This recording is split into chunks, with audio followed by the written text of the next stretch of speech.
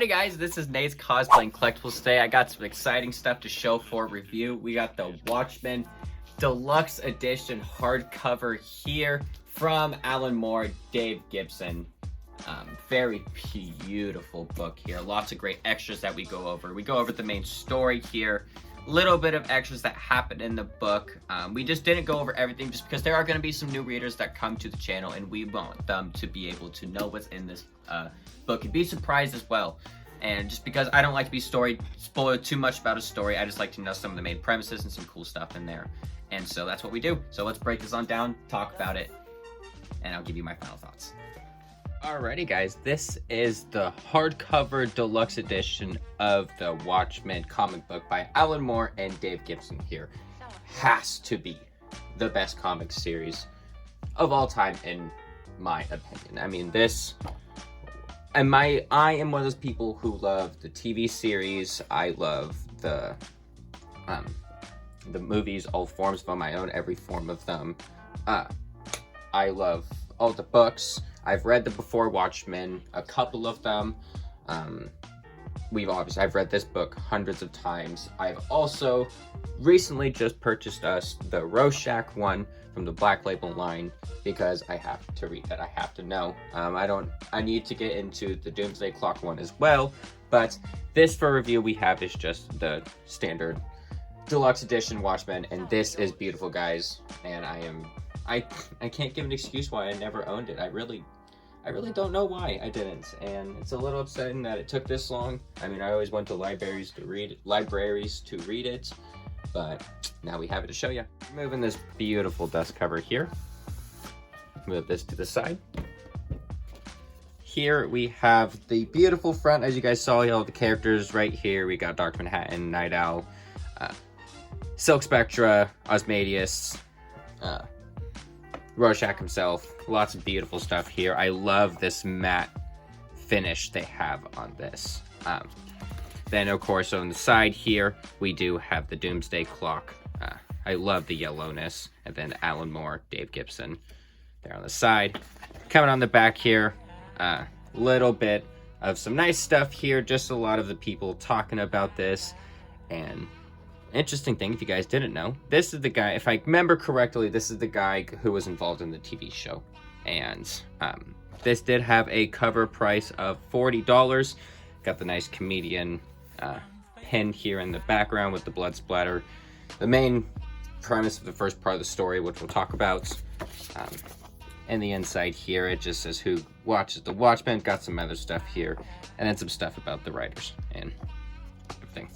So here we have the beautiful front of the hardcover here. I love how they went with issue number 1 for this hardcover deluxe edition. Very nice glossy finish to it. You guys can see that. It's very nice. And then it's the comedian logo. Obviously, this is the blood spill. This is obviously when he dies. Spoiler alert, if you guys have not read the story. Got the comedian logo again down here with the blood splatter, Watchmen, Doomsday Clock, and then the DC logo. On the back here, we got the Doomsday Clock. Very beautiful stuff. And let's stretch out the spine so we can look at it one more time. Alrighty, so let's break this on down. Inside, got the nice yellow pages here, opening it up to the Doomsday Clocks. Got the nice deluxe edition Watchmen with Alan Moore as the writer, Dave Gibson, illustrator, letterer, and then John Higgins as the colorist. And this book right here is what got me really into adult comics, or just comic books in general. This is the one thing, when I was like 8 years old, my dad had the movie playing, and I was like, I need to watch this. And of course, that wasn't happening. And after that, I was like, all right, I need to find out more about this. Found out it was a comic book, and my life was dedicated to reading this book and then watching that movie, and that is exactly what happened. And still to this day, no story ever beats Watchmen, in my opinion. The storytelling, the artwork, the dialogue, everything that just puts this story together is gorgeous, and it's fucked up, it's disturbing, it's so crazy, but it's so beautiful at the same time. Open it up to here, we just got a lot of the credits, things like that. I opened up with special thanks to Neil Gaiman, Mike Jake, Pat Mills, and Joe Orlando. Very nice, beautiful, amazing, talented people right there. Opening this up again, just some more stuff. This is talked about through best stuff of Watchmen with Dave Gibson, March 2013. Open it up to chapter 1. So, talking about the Watchmen story, what this book is about is we start off with a first off, spoilers for anyone who has not read the Watchmen comic in general or haven't seen the movie.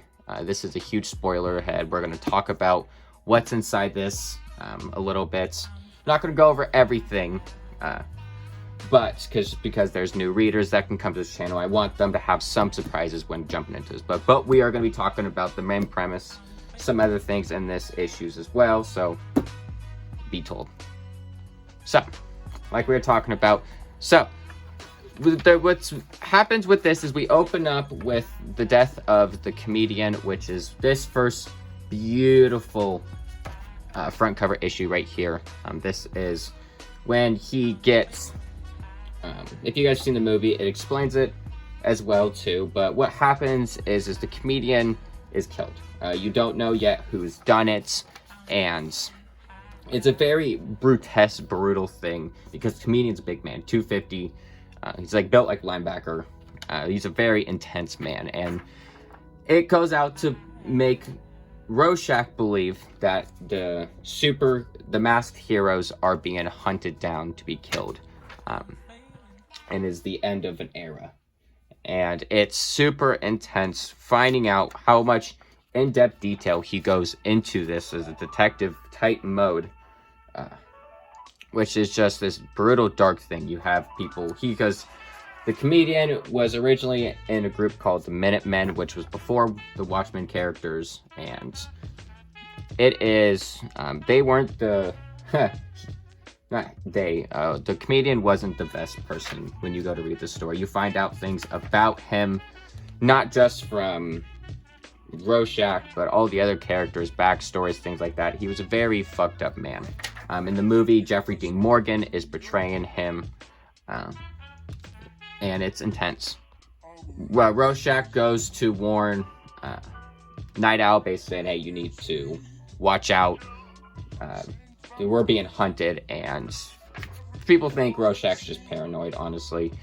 No one knows who he is behind the mask. They basically tell him, you can have a free life, man. No one knows who you actually are. Night Owl's like, oh, why did we stop working together? It was so awesome. And Rorschach's like, you fucking quit, man.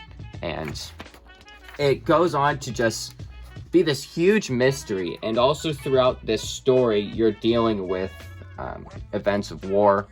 The Americans just won the Vietnam War due to Dr. Manhattan. He was a big part of this, and a very big, basically, thank you to the government, because he's God.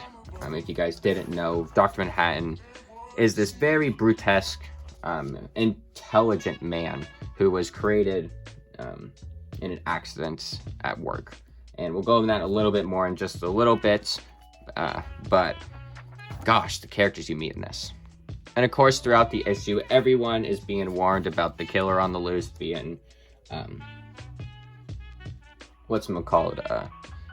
killing off masked heroes. And of course, Osmadius, one of the one of the Watchmen people, or Watchmen founders, he is the only one, or one of the only ones who has revealed his identity to the public. So he is obviously a big target at this point on his back, because obviously everyone knows who he is, that he was a masked vigilante, and that's not looking good for everyone there. Beautiful artwork, as you guys can see, this intense, great color application to these pages. Every 80 bits of detail blends in beautifully. Rorschach up here is my favorite Watchmen character. I mean, he is, like I said, that's one reason why we got the Watchmen book. I mean, not the Watchmen book, the Rorschach book coming in as well, because I have to know more about my boy. His backstory is very dark and how he became Rorschach himself, and they explain that in this book, and it's just intense. Get introduced into Dr. Manhattan here, going into more of the story. Like I said, they're just warning more about the killers and the loose. Dr. Manhattan basically tells him what he did, and he's not really welcome. Rorschach is a wanted man at this point. I mean, he's done some terrible things. And like I said, no one wants mass vigilantes really anymore. So he is being hunted by the police at the same time. So he is on the run. They get told about the death of the comedian. Of course, the comedian knew about Blake being dead, and Laurie talks about Blake being a bastard because Blake was also involved with Laurie's mother, the original Silk Spectra, in the story too. He did some terrible, fucked up things to her. But you just learn a lot about who Dr. Manhattan really is, jumping into this and seeing him right away in here. He's not your average person that you meet. He is very, I hate humanity now. He's really given up on it because how much he's lived as this form, because he's not human anymore. He is this form of energy in a way. Just this godlike figure. But going on to more of what's happening here, he's trying to warn them. Dr. Manhattan wants him to leave, transports him out of here, and the story goes on. This is what I love a lot about the Watchmen story is if you remember in the Batman movie when it's being narrated by Bruce, it's the same thing with Rorschach in this story as well. You got Rorschach's journal up in here. That is being narrated as like Rorschach's journal. One of my favorite lines in all history. My favorite quote of all time is the first quote they say in the beginning of the book. Rorschach's journal, October 12th, 1985. Dog carcasses in the alley this morning. Tired tread on burst stomach. This city is afraid of me. I've seen its true face. The streets are extended gutters, and the gutters are full of blood. And when the drain finally scab over, all the vermin will drown. The accumulated filth of all their sex and murder will foam all about their waist, and all of the whores and politicians will look up and shout, "Save us!" And I'll look down and whisper, "No." That's such an intense line, and when you watch the movie too, it brings it a lot more to life with Jackie Earle Haley when he talks as Rorschach. He was very well done in my opinion, but not about the movie right now. Going more into the book, into the story and everything, it's not your typical story like Batman, everything else. It's set outside the DC universe. It's just his own separate thing. We'll just go more in deep into the story, talking more what it's about. So really another thing after them trying to deal with who is trying to take out the Watchmen, there is a war going on right now with the Russians wanting to set off nuclear warfare against the states, and they're wondering if Dr. Manhattan can really be the answer to all that and stop this. And throughout the whole entire thing, they're basically saying it could be that Osmodeus is telling them, like, it could be that Dr. Manhattan stops every single one of those nukes, and if he just misses one, it'll still wipe out basically all of population. So it's all under Dr. Manhattan's hand for this humanity. Him and Osmodeus are trying to deal with survival to figure out what is the best way possible to stop nuclear warfare. And when you find out, when you read this story, or the people who have, it's insane, the aftermath and everything that is decided to happen in this story after those effects. And we get a lot of great extras, what I've been realizing in this deluxe edition. Under the Red Hood story here. Very, very nice. What this is here, or this Under the Hood is, this is the excerpts from Hollis Manson's autobiography, Under the Hood, leading up to the time when he became the masked adventurer and Night Owl, reprinted with permission from the author here. Very beautiful stuff here. Got his name up in here. Very awesome stuff. This is crazy to have in here. Going into issue 2. If you guys have seen of our channel, we do own this single issue here. Like, more beautiful artwork. We got the funeral of Edward Blake, or Eddie Blake, the comedian. A very intense moment here, because you find out a lot more things. You get to find out more about the Minutemen, who the original Silk Spectre was with her mother, and what really went down with Eddie and her, and why her mother isn't really affected by the death of Eddie, but she is at the same time. Also met to the newer age of Watchmen people at the same time. Very intense scene here. You also get some aftermath of what it was like during the war with the Vietnam War with the comedian and Dr. Manhattan. The book is so beautiful. The dialogue when you're reading this, it's not like your traditional comic book. This is one of the most insane stories ever. It makes you, it's like Sandman, it makes you rethink comics. There's a lot of political things in this. There's a lot of other movements, things like that. What could happen to humanity? What ifs? Things like that. And a very fucked up but beautiful ending with this story. Going into here, this is more of newer events before when they actually became the actual Watchmen, not the Minutemen. Eddie is going down fucking up the protesters. They're trying to they're protesting against mass vigilantes. They don't want them anymore. And the comedian isn't really helping on the events where people aren't liking them, because they want more cops than vigilantes. Just they don't like the effects that what vigilantes do. Going more into the story here, you get some more excerpts from Under the Red Hood here. Very awesome stuff. I love that we get this. You get more backstory behind characters. Chapter 3, I love that you also get the covers in this issue. That was a big thing with me of getting this, is I wanted to get this at a good price and also get something that has something that explains how much I love this story. So, like we were saying, we do really love how they included all these covers in here for Watchmen. They have some beautiful artwork on these.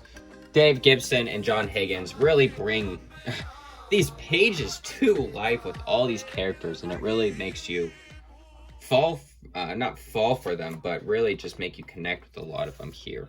Going down more of these beautiful stories here.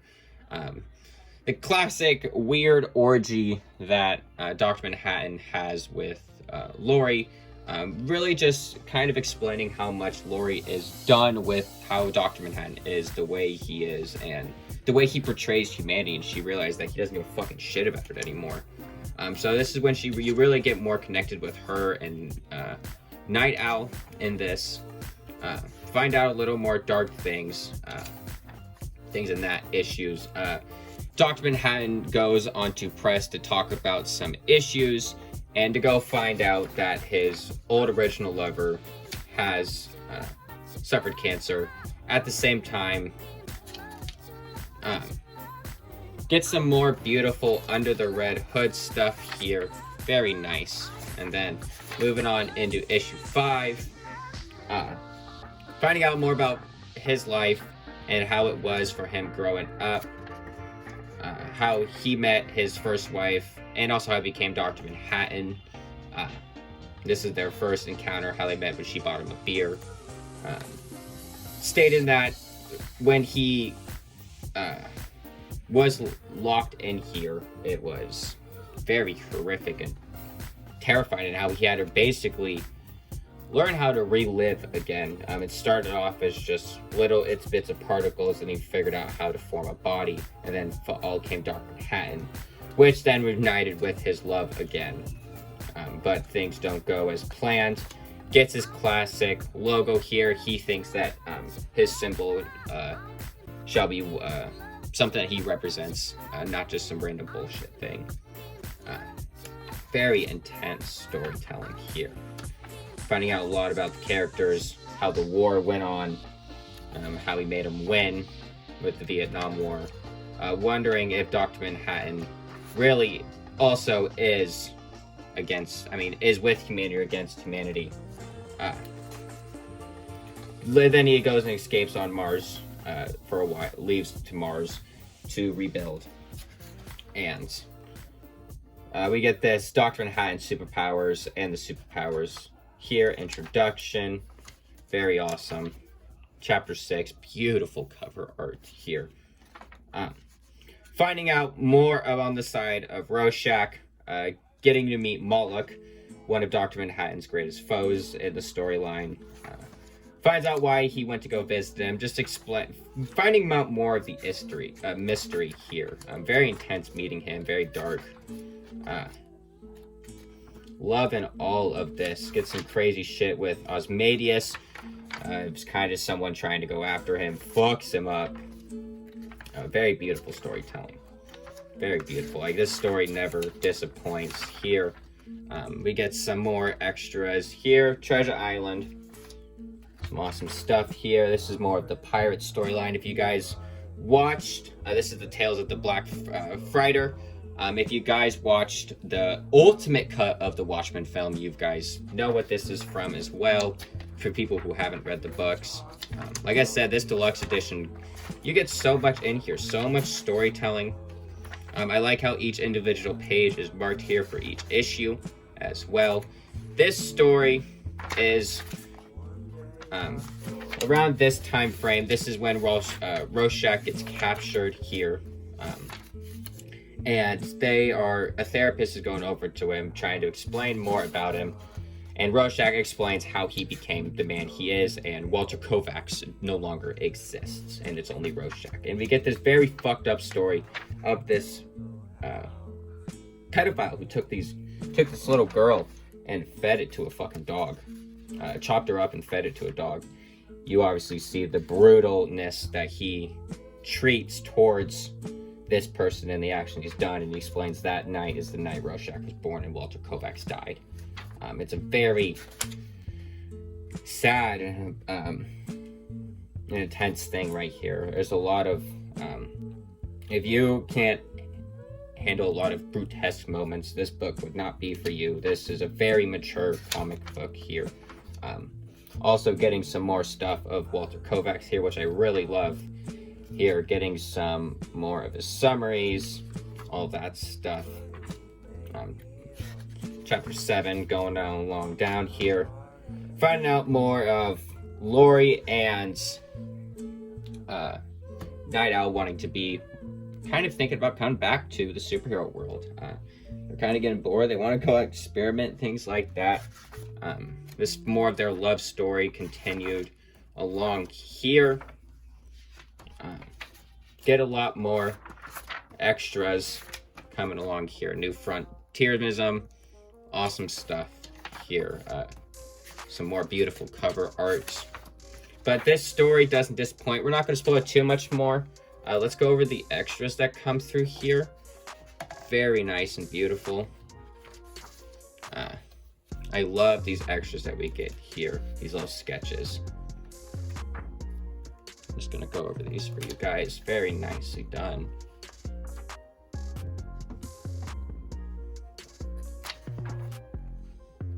Very nice. I love all this. The different covers. The different unused cover designs. We got some amazing Osmadius right here. Some extras. Very beautiful stuff here, guys. And this is just so cool that they included stuff like this in the back for extras. I mean, What's just awesome stuff to read, finding out more about the Watchmen story here. And we will be getting the annotated version of Watchmen to talk about and go over that, because I would love to know everything when it comes to this story. Then we got some nice prints here. Very beautiful artwork here, guys. Very nice. And that is the end with the yellow page. The spine is also glued. We'll mention that real quick as well. But that is... So, we just finished the showing off this book. And like I said, guys, this is my favorite comic story of all time. Nothing has ever beaten this, in my opinion.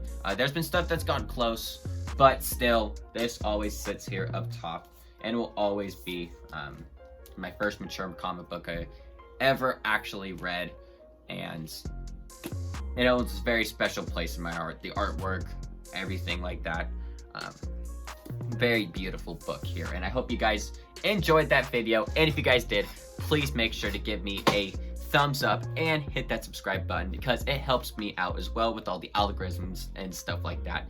But stay tuned. We're going to be having a video announcing all the new books we have coming in very soon.